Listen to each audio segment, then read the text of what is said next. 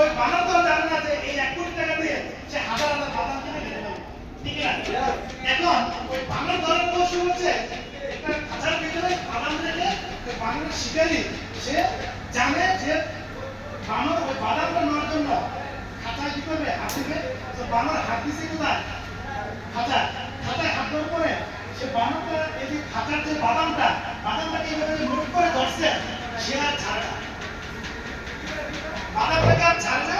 Note করলে হাত তো বড় হয়ে যায়, ওই খাঁচার ছিদ্র দিয়ে আর হাতটা আসে না, হাতটা আটকে গেছে। এই হাতটা আটকে যাওয়ার পরে শিকারের পিছন দিয়ে এসে বানরকে গ্রেফতার করে, মানে শিকার করে।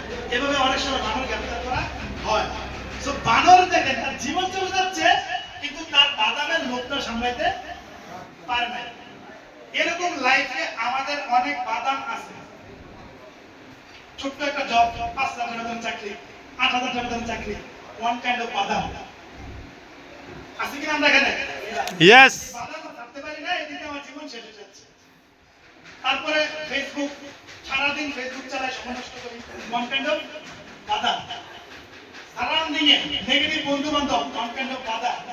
শালার বিয়ে, ঠিক আছে, শালীর বিয়ে, আত্মীয় স্বজনের বিয়ে, বন্ধু বান্ধবের বিয়ে, মুসলমানি অনুষ্ঠান, এই সেই অনুষ্ঠানে যাওয়ার জন্য প্রোগ্রামে আসি না, সিনিয়রদের কথা শুনি না, এগুলো হচ্ছে আপনার লাইফে বাদাম।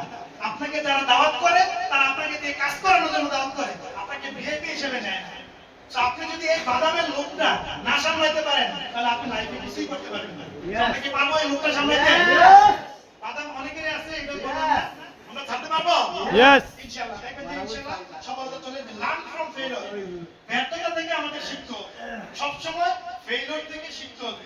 কেন ব্যর্থ হলাম, এটা থেকে আমরা শিখব। তো এটা হচ্ছে entrepreneur mindset, always focus growth. সব সময় আমরা ইনোভেশন নিয়ে কাজ করব এবং গ্রোথ যেন থাকে, এটা হচ্ছে আমাদের উদ্যোক্তা মাইন্ডসেটের বৈশিষ্ট্য। তো আমরা নেক্সট